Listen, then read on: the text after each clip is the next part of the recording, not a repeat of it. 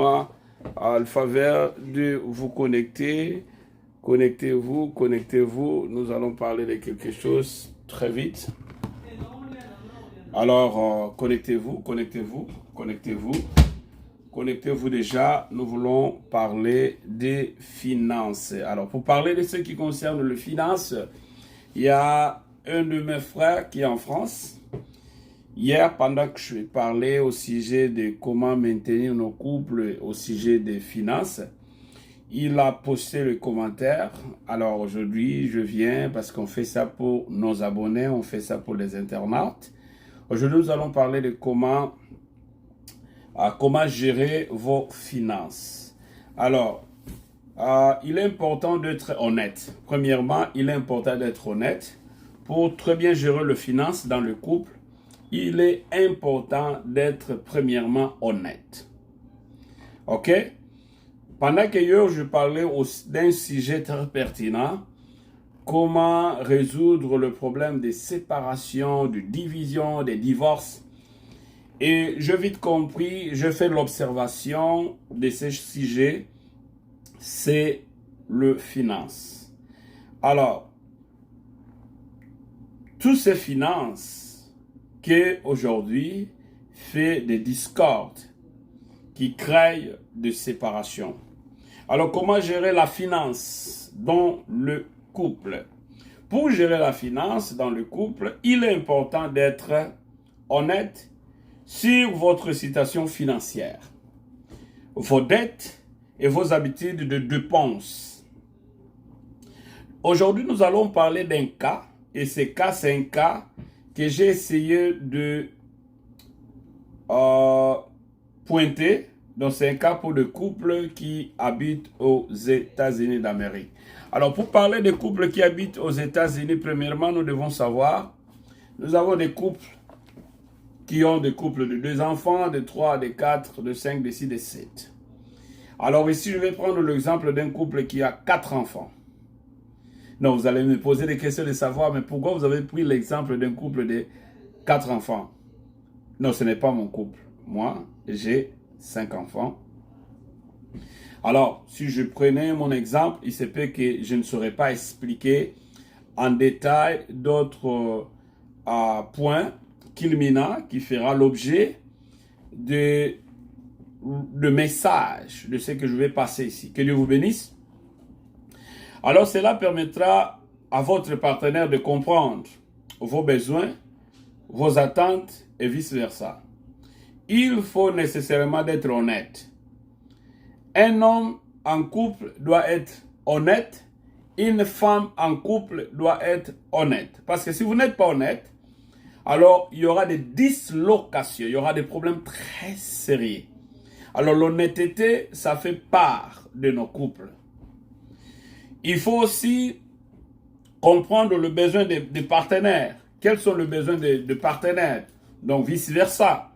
N'hésitez pas à évoquer vos objectifs financiers en long terme et en court terme. Dans le couple, il y a des besoins, il y a des objectifs financiers de long terme et il y a des objectifs financiers de court terme. Il y a des priorités et il y a des non-priorités. Je ne sais pas si je me fais comprendre.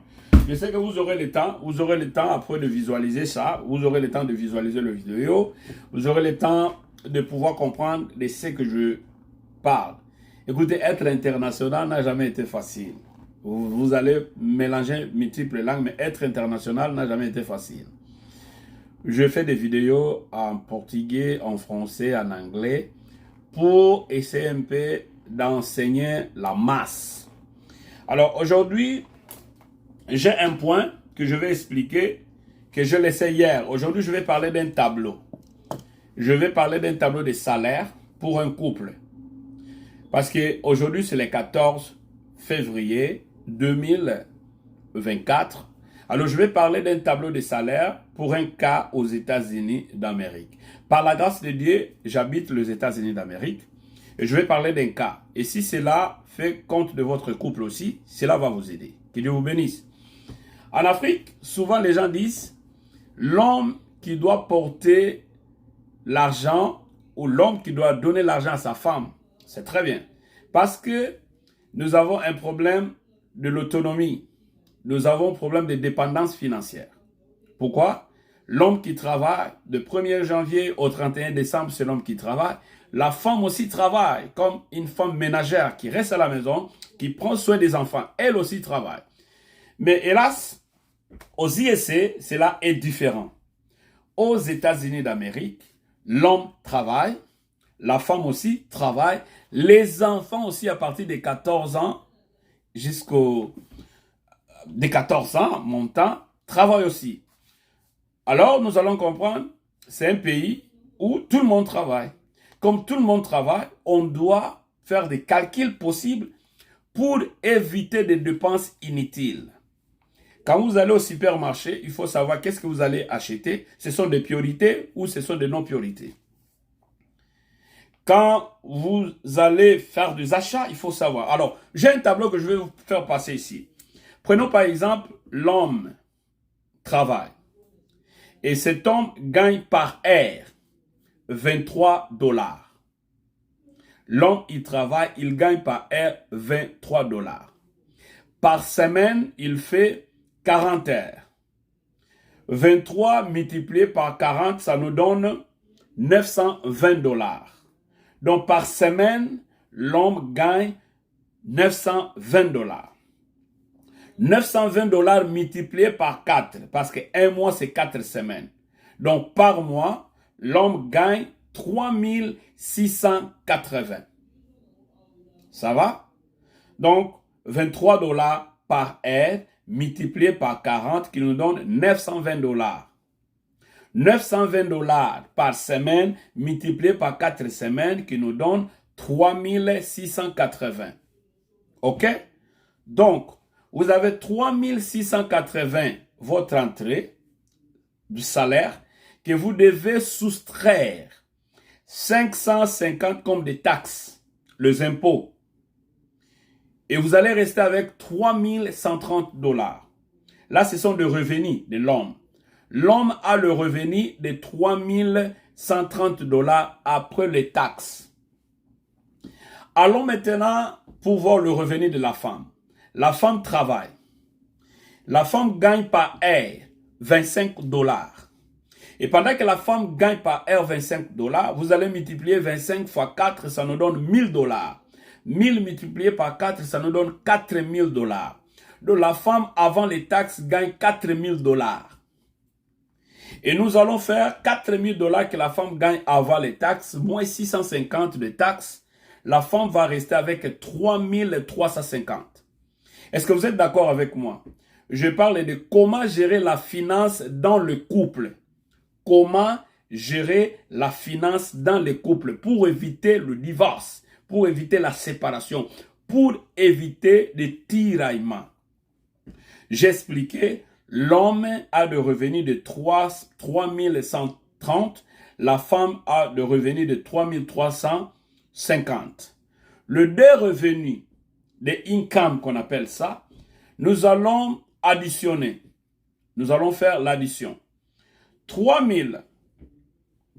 Si on fait l'addition à ça, nous allons trouver, nous avons 3130 plus 3350.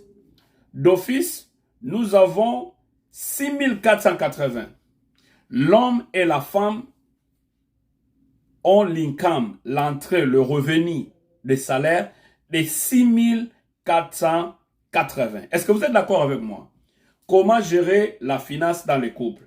Quand l'homme travaille, la femme travaille, les deux doivent faire l'addition de leurs revenus pour éviter le divorce, pour éviter la séparation, pour éviter des tiraillements de dépenses. Je vais passer dans des chaînes de dépenses. Alors, vous êtes d'accord avec moi?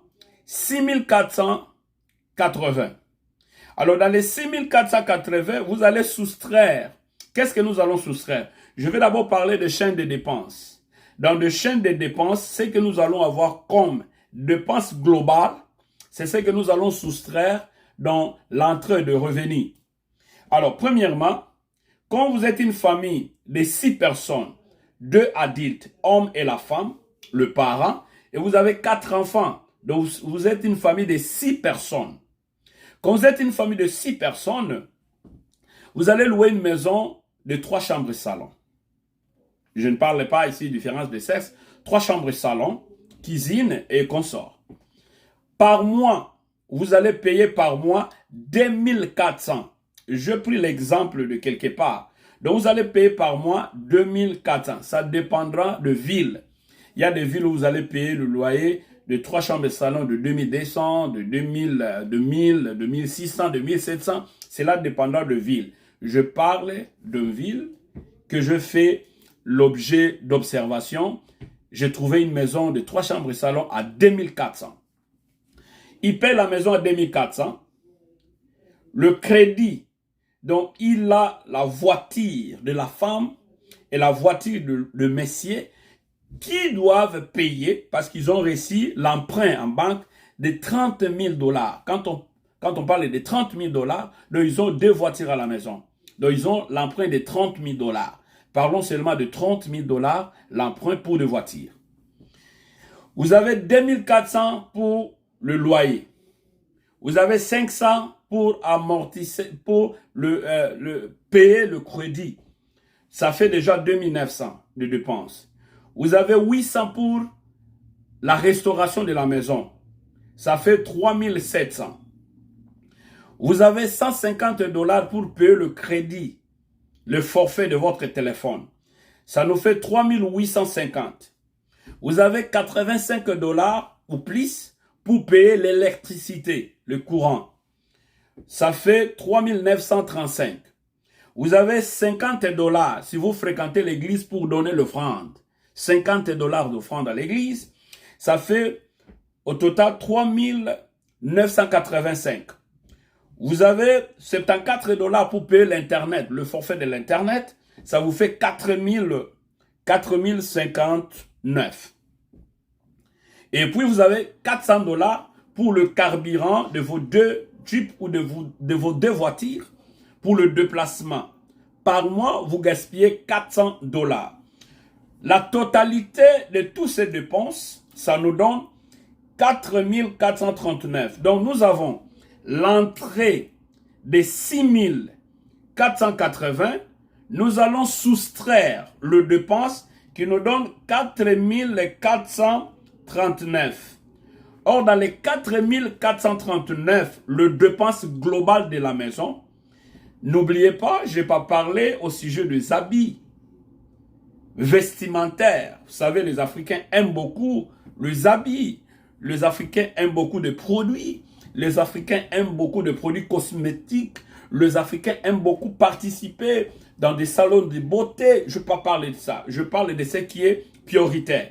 Parce qu'il faut savoir de ce qui est prioritaire et ce qui ne peut pas être dans la liste prioritaire. OK? Alors, nous avons 4439 de dépenses globales de la famille. Et l'entrée de la famille fait 6480.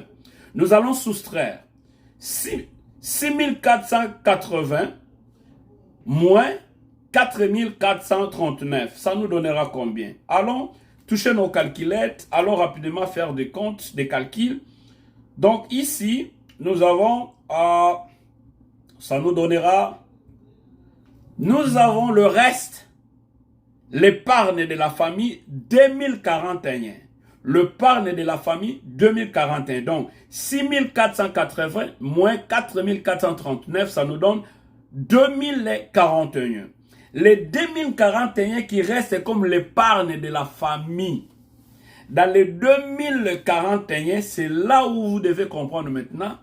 Vous avez des amis, vous avez des familles, vous avez des projets et vous avez toutes ces extravagances que vous devez contrôler. Si vous ne le contrôlez pas, vous allez avoir des problèmes. Alors, comme vous habitez en couple, c'est avec 2041 que vous devez épargner. Faites l'épargne pendant une année.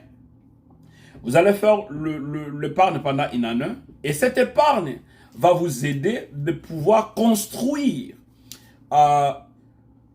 votre épargne de famille. vous allez faire de planification. Nous voulons acheter une maison, nous voulons commencer notre entreprise, nous voulons commencer notre business.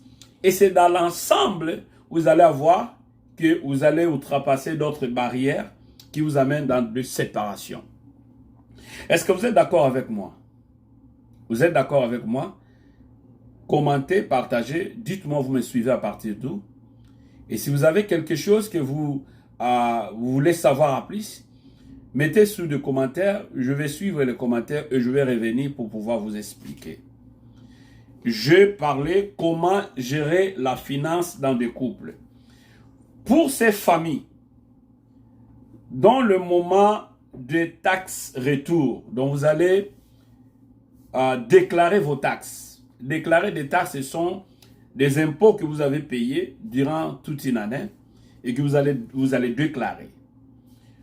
Merci d'avance. Je ne voulais pas vraiment abuser votre temps. Aujourd'hui, j'ai juste essayé d'expliquer comment gérer la finance dans le couple. C'est dans quelques vingtaines de minutes que j'ai essayé de vous expliquer cette thématique. Je sais que vous êtes nombreux. Il faut avoir l'information de finance. Il faut avoir le budget familial. Il faut savoir faire des projets en court terme. Savoir aussi avoir des projets en long terme et avoir de priorités. Éviter des dépenses inutiles. Vous passez au marché, vous achetez, vous passez dans des supermarchés, vous achetez des choses abusivement, des choses périssable qui vont gaspiller de l'argent. Achetez ce que vous allez utiliser, achetez ce que vous allez consommer, n'achetez pas des choses que vous allez garder sans plutôt utiliser. Et ce que vous avez déjà acheté que vous n'utilisez pas, distribuez ça, vous devez offrir ça aux amis, offrir ça aux orphelins, dans des orphelinats, et cela va vous aider. Que Dieu vous bénisse. Je suis le moindre de tous. J'essaie de vous expliquer comment gérer la finance dans tes couples et aussi le temps d'offrir de présents à vos maris et à vos femmes. Que Dieu vous bénisse. À tantôt. Merci. Merci. Bye.